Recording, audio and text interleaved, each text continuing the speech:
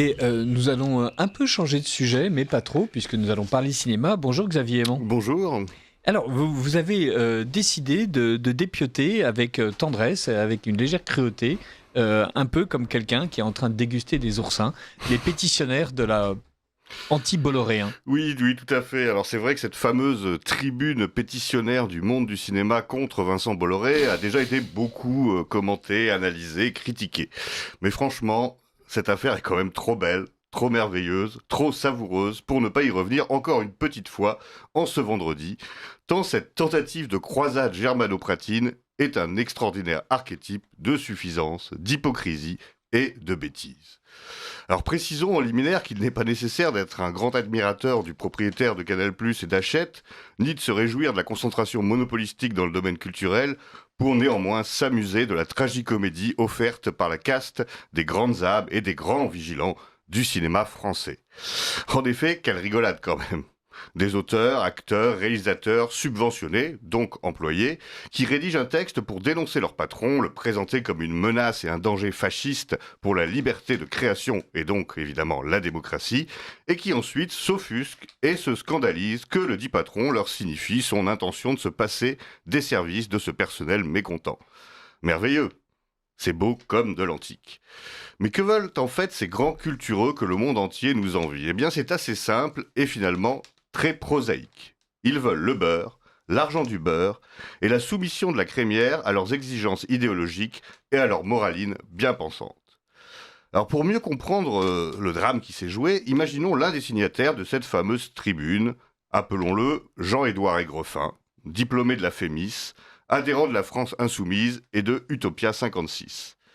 Cela fait plusieurs années qu'il est dans le milieu, comme on dit, et a déjà produit une œuvre aussi ambitieuse que conséquente, constituée de 3 films.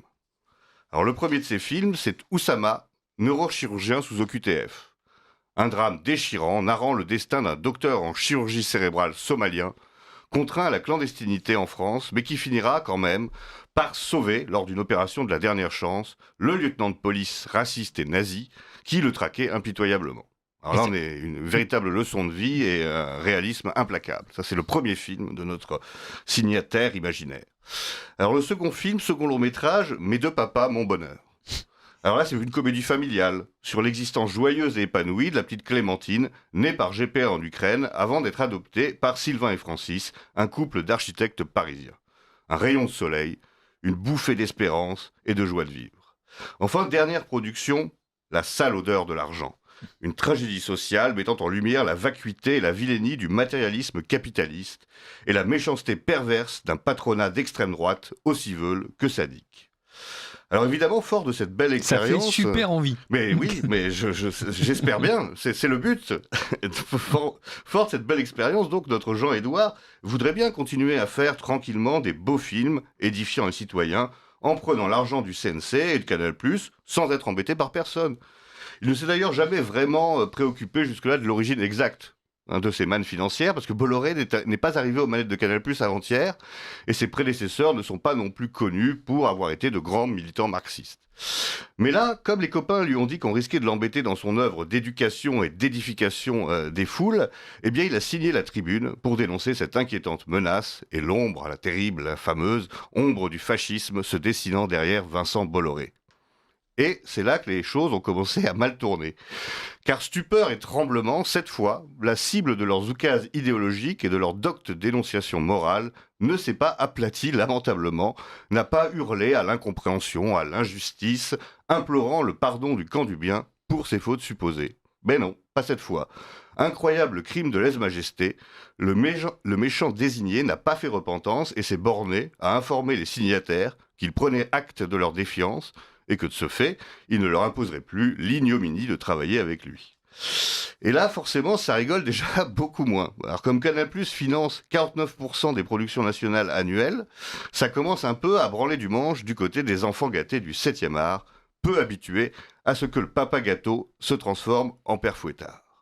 D'où les atermoiements, les balbutiements et les justifications alambiquées des uns et des autres, expliquant qu'il ne faut pas trop simplifier les choses, ni confondre tout Canal+ avec le seul Bolloré, etc., etc.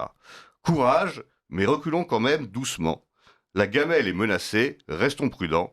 Le retour à l'indépendance, à l'artisanat, au petit budget et à la débrouille, façon Marie-Cheyenne Caron ou Laurent Firode, ne semblant pas du tout à l'ordre du jour. Alors, au-delà de la légitime rigolade que peut susciter ce mélodrame germano-canois, il convient de ne pas succomber à la réaction épidermique qui consisterait à souhaiter le basculement d'une propagande à l'autre. Pas plus que pour les autres arts, nous ne souhaitons qu'un cinéma de gauche lourdingue, caricatural, convenu et didactique soit remplacé par un cinéma de droite tout aussi lourdingue, caricatural, convenu et didactique. Ce qu'il faut évidemment souhaiter et espérer, c'est la libération de tous les talents des carcans politiques et idéologiques pour que renaissent enfin des œuvres originales, intelligentes, belles et profondes qui parlent au cœur et à l'âme du public. Un cinéma à la fois populaire et exigeant qui divertit autant qu'il élève. Un vœu pieux, peut-être, mais un joli rêve, comme au cinéma. Eh bien, très belle chronique, merci beaucoup Xavier Aimant. À votre avis, Maxime Saada, cap ou pas cap? Cap. Oui, je pense, a priori. Alors, faut voir sous quelle forme, etc. Mais je pense que certains vont en effet avoir quelques mauvaises surprises. Et blacklister, entre guillemets, pardon pour l'anglicisme, mettre sur une liste noire autant de personnes d'un coup, ça risque d'être compliqué. Mais je pense qu'ils sont assez, sûrs d'eux pour signifier que la récréation est finie et qu'on ne peut pas tout faire. On ne peut pas cracher dans la soupe tous les jours, on ne peut pas à l'excès vouloir l'argent d'un homme qu'on insulte et qu'on caricature à longueur de journée. Donc c'est possible qu'il y ait en effet qu'on écarte certains projets s'il y a des gens qui se sont particulièrement illustrés dans l'anti-bollorisme, si je puis dire. Alors, ce caractère anti-bolloréen a été évidemment salué par la ministre de la Culture qui a trouvé que c'est pas parce qu'on se fait insulter qu'il faudrait s'en émouvoir. D'ailleurs, c'est une très bonne maxime. D'ailleurs, on aimerait que l'ensemble du gouvernement et Emmanuel Macron lui-même acceptent de se faire insulter régulièrement sans s'en émouvoir. Parce que là, pour l'instant, on les sent plutôt un peu vifs et un peu chauds sur le côté insulte au chef de l'État. En tout cas, voilà, les préfets nous ont habitués depuis 2018 à être très vigilants et à ne pas hésiter à embastiller ceux qui tapent sur des casseroles ou déploient une banderole avec marqué macaron dessus. Donc, pour les gens qui croiraient que je galège, non, c'est authentique. Voilà, les gendarmes sont capables d'aller vous chercher pour une banderole que vous avez mise sur votre balcon avec marqué macaron. On est quand même un peu surpris quand on examine les signataires de se rendre compte que, comme pour Grasset, on ne connaît personne. Et une journaliste du Figaro a d'ailleurs mené l'enquête en allant regarder sur les 600 signataires initiaux et qui est maintenant rejoint par... en fait, il y a un nombre incroyable de personnes qu'on ne connaît pas, qui ne comptent pas, qui ne servent à rien. Alors, j'irai peut-être pas jusqu'à, je serais un peu moins radical que vous voilà. pour une fois, mais il y a quand même quelques grands noms. Là, j'ai vu notamment que Ken Loach, le réalisateur anglais, avait rejoint cette tribune. Ça m'a fait un peu peine d'ailleurs parce que je trouve que c'est un très bon et très grand réalisateur. Il l'a été en tout cas. Ça fait quand même une dizaine de films où on se fait braire, mais comme des rats, quoi. Par rapport à ce qu'il était capable de produire il y a 20 ans. C'est vrai, mais il fait partie de ces gauchistes stipendiés qui régulièrement pondent leurs petits pamphlets en étant absolument certains d'être suivis et célébrés et surtout subventionnés. Donc ce serait dommage effectivement qu'on ne vienne pas en aide aux vieux. Mais sur le nombre, évidemment, on peut pas connaître tout le monde. Il y a sans doute des gens qu'on a beaucoup vus, mais dont on ne connaît pas le nom, des troisièmes, des quatrièmes rôles, ou des scénaristes qui forcément n'apparaissent pas. Ce que je veux dire, il n'y a pas Gilles Lelouch, il n'y a pas Michel Hazanavicius. On lui a suffisamment déjà reproché à Gilles Lelouch. Non, il y a pas, ils sont un peu décents quand même. Il n'y a pas Pierre Ninet. Il n'y a pas ceux qui font les succès. Il n'y a pas ceux qui ont pris beaucoup d'argent. Oui, parce qu'ils sont quand même peut-être conscients qu'ils vont pas se tirer une balle dans le pied alors qu'ils sont tout en haut de l'affiche et au sommet de leur gloire et de leur carrière. Moi, ce qui me choque plus dans cette choquer, c'est même un grand mot, dans cette tribune, ce qui m'amuse le plus dans cette tribune, c'est vraiment cette certitude de la gauche que la culture lui appartient. C'est-à-dire que la culture ne peut être que de gauche. Donc si on fait quelque chose dans le domaine de la culture qui n'est pas exactement sur leur ligne idéologique, ça devient de la propagande. Quand c'est eux, c'est de l'art. Quand c'est les autres, c'est de la propagande. Et je trouve ça quand même d'une prétention absolue, quoi. Libération, à travers son site de vérification des faits, Check News, a publié un article récemment qui m'a absolument enchanté.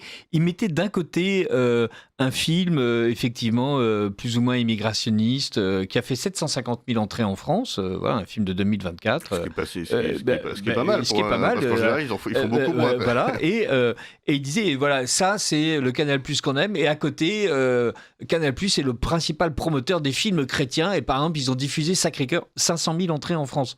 Oui. Un film en 10 ans, parce qu'il faut quand même rappeler que Bolloré est à la tête de Canal+ depuis, je crois, 2015. Voilà. Et donc c'est comme si Bolloré marchait sur deux jambes, la jambe du cinéma appréciée par Libé et la jambe du cinéma détestée par Libé, dont on explique en fait évidemment que c'est du mauvais cinéma. C'est pas juste du cinéma idéologiquement qui pue, c'est du cinéma qui est artistiquement mauvais. Enfin, c'est du cinéma qui est pas bon, quoi, parce qu'il est pas Libé. Voilà. Et on se dit, d'un côté 750 000, de l'autre côté 500 000, on voit pas bien pourquoi on ne met pas d'un côté une espèce de succès populaire absolument gigantesque et de l'autre côté un truc d'arrêt d'essai qui fait 30 000 vues. Non, pas du tout. Oui, c'est une forme. Et puis surtout, voilà, c'est combien de films de Canal+ pour un Sacré-Cœur. Vous prenez n'importe qui n'est pas au courant de ce débat médiatique devant les programmes de Canal+ depuis 10 ans et vous lui demandez est-ce que c'est une chaîne d'extrême droite, il sera quand même un peu étonné, je pense. Hein.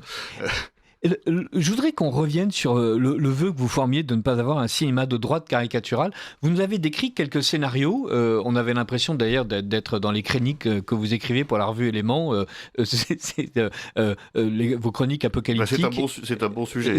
C'est un très bon sujet. Et j'avais l'impression de lire le synopsis de quelques-unes de vos nouvelles. Qu'est-ce que ce serait un film de droite caricatural ? Gérard, petit retraité de Mourmelon, se fait agresser par un immigré de deuxième génération qui, après l'avoir battu et volé, squatte sa maison et jette à la rue la famille de Gérard, devenu impotent, qui lui-même ne réussit à trouver aucune place dans un paysage dévasté par l'hôpital. Ah non, merde, c'est un documentaire. Oui, ça c'est un peu trop réaliste. C'est un peu trop réaliste. Non, ce qui serait caricatural, c'est justement d'inverser les choses, c'est-à-dire de produire un cinéma où tous les immigrés seraient des horribles voyous. Comme dans le film sur Samuel Paty. Etc. Que je ne l'ai pas vu, donc je ne me prononcerai pas. Ça fait partie des reproches de la gauche qui trouvent que c'est bizarre, on a donné le mauvais rôle aux musulmans. Oui, c'est scandaleux. On aurait dû faire un film sur Samuel Paty en montrant que les catholiques traditionnalistes sont capables de décapiter les gens. On aurait pu le transposer, oui, voilà. pour ne pas stigmatiser. On aurait pu pour éviter d'essentialiser, en fait. Pour revenir, dans un collège catholique. Voilà. Alors que soutenu indéfectiblement par l'éducation nationale, qui courageusement lutte contre l'entrisme catholique qui a été dénoncé dans les prisons par une journaliste, si vous vous souvenez, sur la télévision publique, qui expliquait que le vrai danger en France, c'était l'entrisme catholique dans les prisons.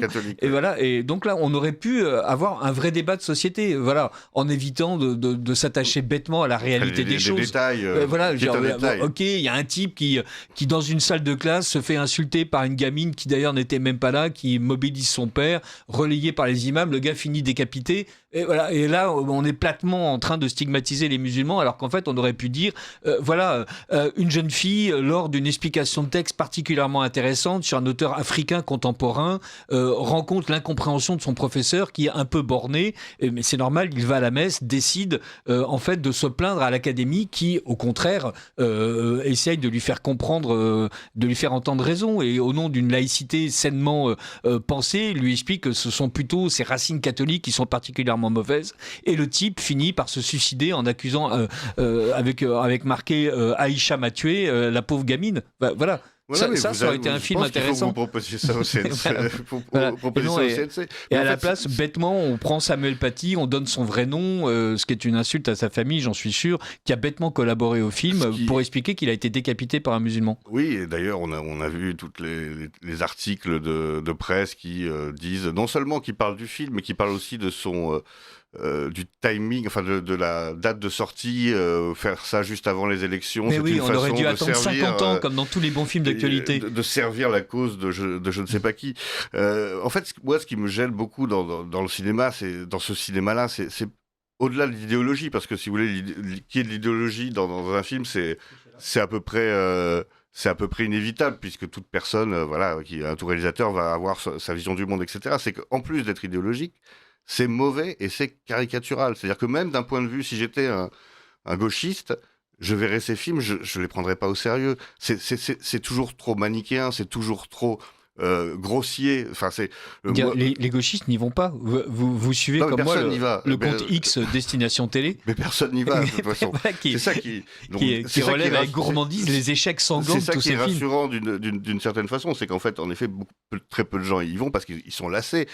On en a eu des films, on parlait de Ken Loach, des films de gauche qui sont de bons films, qui sont des films intéressants, qui au moins poussent les gens à se poser des questions, à s'interroger sur le système capitaliste, etc. Mais là, on est dans l'espèce de pédagogisme lourdingue systématique pour essayer d'éduquer les gens à à voir autre chose que le réel qu'ils voient tous les jours. Et ça, c'est du lavage de cerveau. Et contre ça, on peut s'élever. C'est pas contre le fait que d'avoir des films de gauche. Des films de gauche, il y en a eu 50. Enfin, je veux dire, il y a des chefs-d'œuvre de gauche.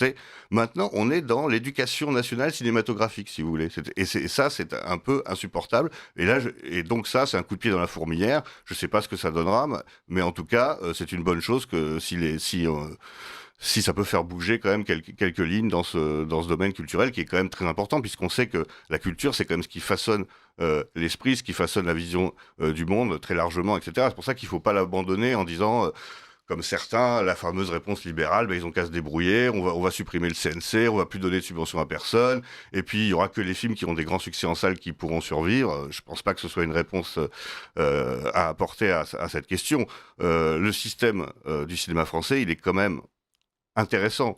Il est, comme beaucoup de choses en France, il faut le réformer. Il faut très certainement le réformer en profondeur, mais vouloir jeter encore une fois le bébé avec l'eau du bain, c'est encore une fois des visions à très courte vue et très démagogiques, parce que ce système français nous permet quand même d'être le deuxième cinéma au monde, ce qui n'est pas rien, et sans doute l'un des derniers cinémas nationaux qui survit encore à la concurrence américaine. Donc ça, vouloir tout jeter avec l'eau du bain parce qu'il y a trop de films de gauchistes et pro-immigrationnistes, c'est quand même un peu court comme réponse, et je pense que c'est une erreur, comme l'est la possible privatisation de l'audiovisuel public pour moi.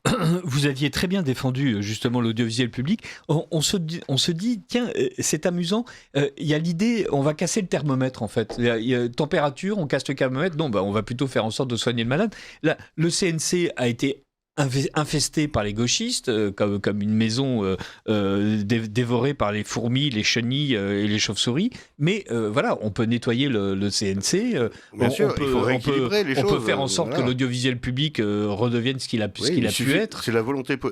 Il faut de la volonté politique, voilà, et point barre. Et en effet, un instrument qui fonctionne pas, on le jette pas immédiatement à la poubelle, pardon. On peut le. Lapsus. Vous êtes de droite, Xavier Aimant. On peut pour jeter les choses sur la police, je ne sais pas si c'est un archétype de droite, mais on le répare, voilà, ou on le confie à quelqu'un qui sait le manier mieux qu'un autre. Et donc moi je suis un défenseur encore une fois à la fois de l'audiovisuel public et du système du cinéma français, à condition en effet d'importants rééquilibrages. Pas en effet pour tomber d'une propagande à l'autre, comme je l'ai dit dans ma chronique, mais pour rééquilibrer les choses et donner l'opportunité à d'autres points de vue de s'exprimer. Il nous reste un peu plus d'une minute. Vous avez l'impression qu'avec toutes les nominations frénétiques auxquelles Emmanuel Macron s'est livré, il y a une chance qu'un changement de gouvernement nous permette de réformer tout de suite l'administration, ou il va falloir aller les chercher à la pince à épiler Je pense que ça va être compliqué, mais encore une fois, il va falloir une grosse volonté politique et surtout ne pas être effrayé par la moindre critique, le moindre article négatif dans Libération et reculer dès que l'adversaire fronce un peu les sourcils, parce qu'en fait tout est faisable. On peut révoquer des gens, on peut changer les faire en sorte règles du qu'il n'y jeu, ait pas de festival de culture papou à Moissac, par exemple. Pourquoi ? Voilà, c'est possible.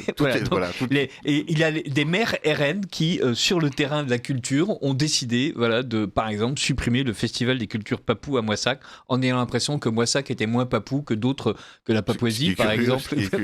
Voilà.